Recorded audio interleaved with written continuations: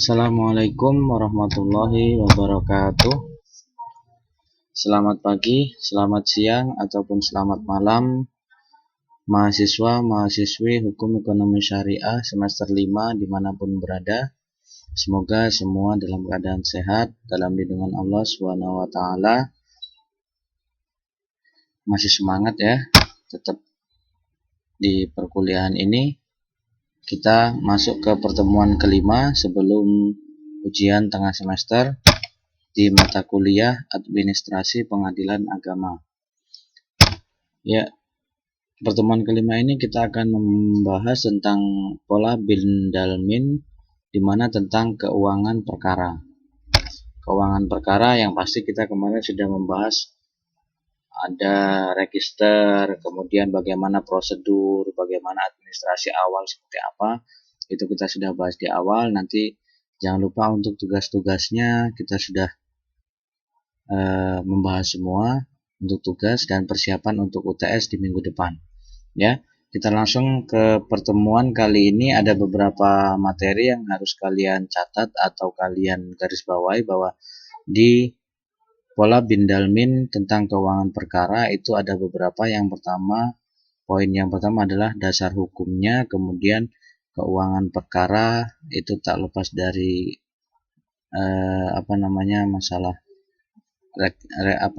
masalah keuangan, kemudian nanti pembukuannya itu seperti apa. Nah, itulah 3 poin itu yang nanti akan kita bahas di materi kali ini. Yang pertama, dasar hukumnya. Jadi dasar hukum dari pola tentang keuangan perkara adalah ketentuan yang tersebut dalam pasal, pasalnya ada 2, pasal 121 ayat 4 dan pasal 145 RPG. Ayat 4 RPG yaitu apa? Biaya perkara yang besarannya ditentukan oleh ketua pengadilan. Dalam arti apa? Dasar hukum kenapa di pengadilan agama ataupun pengadilan lain itu ada biayanya, ada bayarannya, yaitu pasti karena semuanya perlu berjalan, semua butuh uang, semua butuh biaya. Nah, makanya di sini dasar hukum ini bahwa adalah biaya perkara itu ditentukan oleh pengadilan. Dalam arti kita membahas dalam hal ini adalah pengadilan agama. Itu dasar hukumnya di situ. Kemudian dasar hukum tersebut bahwa semuanya ditentukan oleh pengadilan, oleh ketua pengadilan itu, bahwa asasnya apa atau hakikatnya itu seperti apa. Dari peraturan kedua di atas adalah tidak ada biaya, ya tidak ada perkara. Nah, intinya di situ. Makanya asasnya atau dasarnya itu kalau nggak mau berperkara ya nggak akan mengeluarkan uang, intinya nggak akan mengeluarkan biaya. Itu asasnya dari pasal itu tadi. Kecuali di sini, nah saya tandai merah itu diingat-ingat bahwa kecuali adanya perkara pro deo. Nah, diingat-ingat itu. Pro deo sebagaimana ditentukan pasal ini, HIR dan RPG. Nah, itu berarti HIR bisa jadi di luar Jawa, di dalam Jawa, semuanya itu. Kalau perkara pro deo itu baru tidak ada biaya. Kalau ini tidak ada biaya, tidak ada perkara. Nah, kalau misalnya pakai pro deo, tidak ada biaya, ada perkara. Intinya di situ. Ini asasnya yang 2 tadi, yang saya ulangi lagi. Nah, biaya perkara besarannya ditentukan oleh ketua pengadilan. Ketua.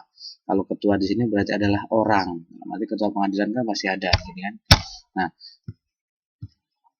kemudian kalau pro deo artinya apa, Pak? Pro deo. Kita buka ini. Pro deo artinya apa? Sini. Ada dasar hukumnya nomor 1 tahun 2014 tentang pedoman pemberian layanan hukum bagi masyarakat tidak mampu di pengadilan. Nah, itu undang-undangnya ini. Kemudian pro deo itu apa? Pro deo adalah proses berperkara di pengadilan secara cuma-cuma dengan dibiayai negara melalui anggaran Mahkamah Agung. Nah, biaya-biaya yang sudah dari pengadilan se-Indonesia itu setornya ke kas negara, kemudian kas negara dikembalikan ke Mahkamah Agung untuk pembiayaan apa? Salah satunya ini pro deo, yaitu proses berperkara secara cuma-cuma. Dasar hukumnya ada di sini. Ya, ingat-ingat pro deo yang sebenarnya yang sudah saya sering sampaikan yang namanya pos bakum itu sudah diatur lagi di Perma. Salah satunya ini mewujudnya dari undang-undang ini atau dari pembahasan utamanya adalah prodeo ini, dimana berproses perkara secara cuma-cuma nggak pakai biaya. Kenapa kita ada pola Bindalmin keuangan keuangan apa namanya keuangan persidangan. Nah, itu kan kita bahas kenapa dalam setiap perjalanan sebuah administrasi di sebuah instansi itu pasti semuanya pakai keuangan. Kecuali di sini pengadilan ada namanya prodeo. Itu ya. Tuh, prodeo. Lanjut sekarang ini baru sub yang kedua. Tentang apa? Biaya perkara atau keuangan tadi itu pasti namanya biaya. Biaya dengan ditentukan seperti apa. Nah, di sini ini dasar hukumnya ada, kemudian di pengadilan agama di seluruh Indonesia baik tinggi maupun di pengadilan agama kabupaten, bahwa apa yang dimaksud dengan biaya perkara menurut pasal ini HIR 121 HIR dan RPG adalah biaya kepanitraan dan biaya proses. Nah, perlu digarisbawahi ini biaya yang pertama adalah biaya kepanitraan dan yang kedua adalah biaya proses. Nah, lanjut. Jadi biaya kepanitraan itu meliputi apa sih? Biaya kepanitraan itu meliputi apa? Penguatan sebagai pelayanan pengadilan yang harus disetor ke kas negara. Nah, itu karena keuangan-keuangan atau biaya-biaya tadi semuanya akan disetor juga ke negara. Kemarin ketika kita kunjungan ke pengadilan agama di Kayagung itu kan bahwa nanti uangnya juga akan ditransfer langsung ke Mahkamah Agung melalui panitra. Itu jadi kepanitraan ini salah satunya di situ. Nah, lanjut menurut surat Mahkamah Agung ini dimana jelaskan bahwa hak kepanitraan itu ini yang pertama biaya mendaftarkan perkara, redaksi itu berarti kayak penataan ketika dia banding, kasasi, nanti redaksinya tuh apa saja yang akan diurusi oleh panitera. Nah, biaya pencatat permohonan banding, kasasi, pencatatan permohonan meninjau kembali, sita konservator, kemudian ini dan selanjutnya. Jadi semuanya ini semua pakai biaya. Itu siapa yang ngurusi kepanitraan. Nah, jadi di biaya tadi maksudnya adalah kepanitraan dan prosesnya apa? Lanjut. Biaya proses merupakan biaya-biaya pelaksanaan peradilan dalam rangka menyelesaikan suatu perkara. Ini biaya proses ini yang biasanya sangat banyak daripada biaya panitera. Kalau panitera mungkin lebih pemberkasannya saja, seperti redaksi, seperti yang tadi ya. Nah, ini dalam pasal 90 ayat 1 Undang-Undang Nomor 7 Tahun 89 dijelaskan bahwa biaya proses ini meliputi apa? Biaya panggilan gugatan, tergugat ini lebih proses. Jadi pemanggilan di mana di situ ada juru sita, ada juru sita itu yang mau manggil, nantinya yang mau nyita, yang manggil saksi-saksi, semuanya itu yang ngirim ke daerah adalah juru sita tadi. Nah, itulah yang semuanya pakai biaya. Dia berdasarkan undang-undang ini ada.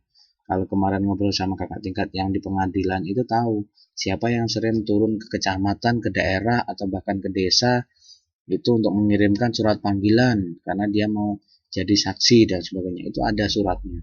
Dia berdasarkan undang-undang untuk menuju atau mengantarkan surat panggilan tadi.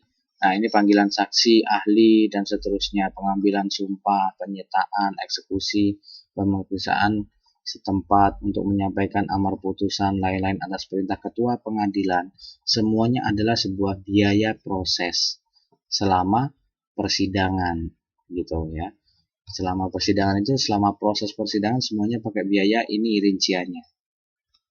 Oke ya, jadi masalah biaya perkara itu ya tadi panitera sama proses, itu garis besarnya. Kemudian kita lanjut ke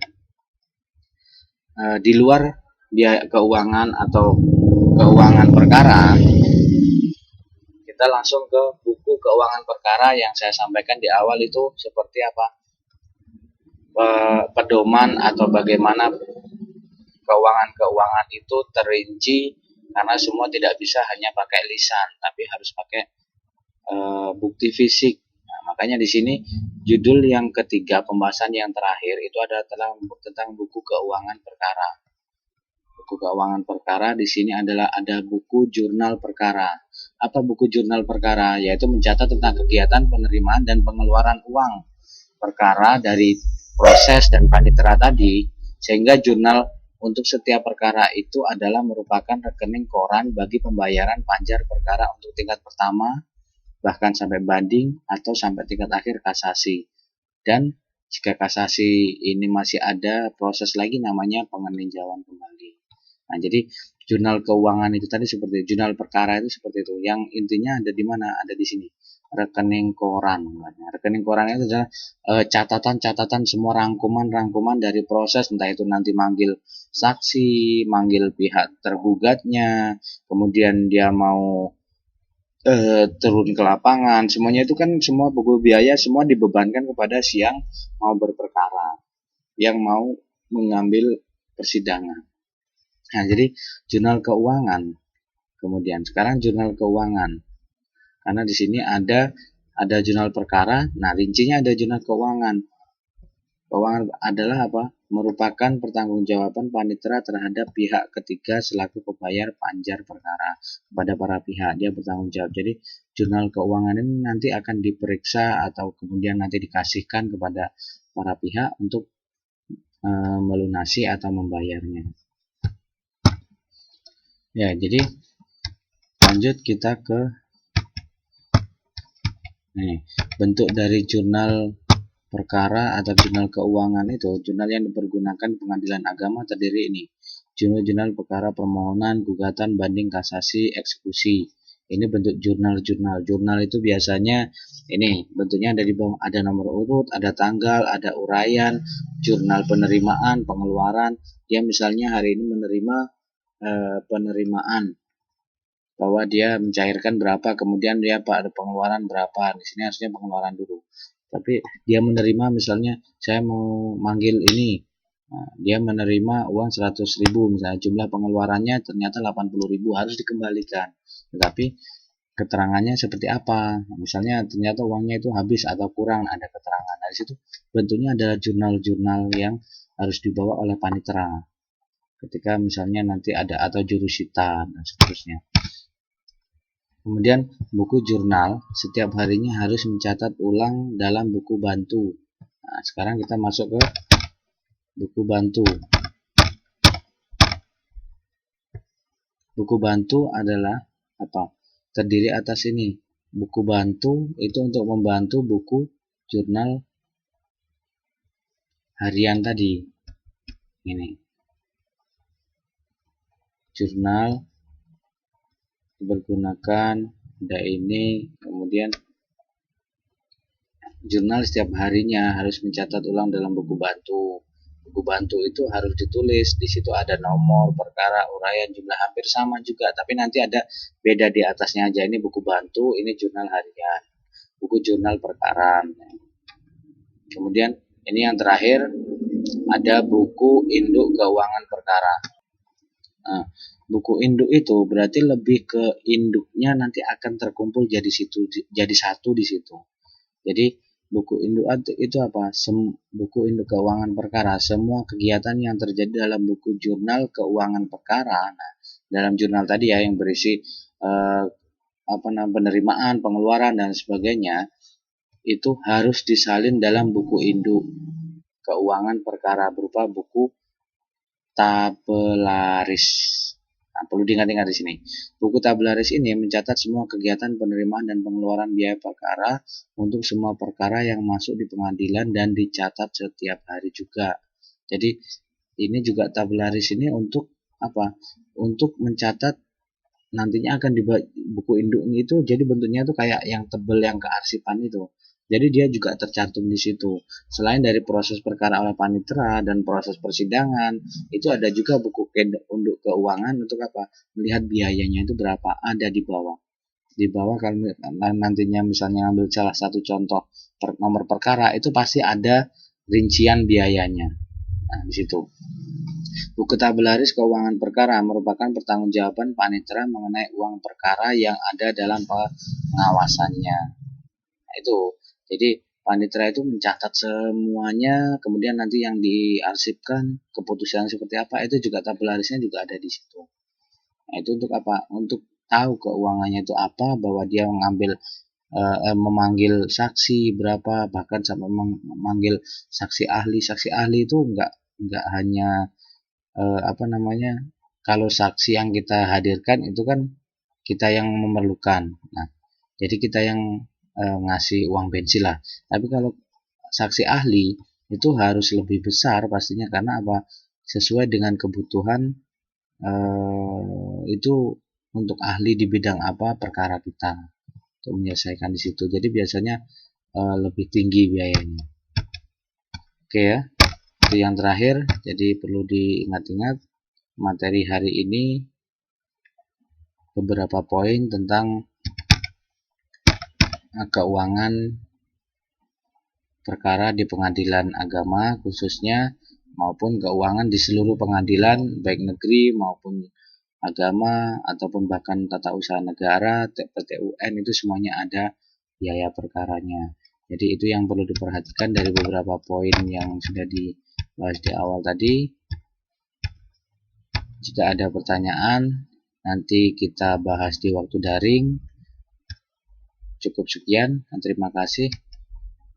Saya akhiri, wassalamualaikum warahmatullahi wabarakatuh.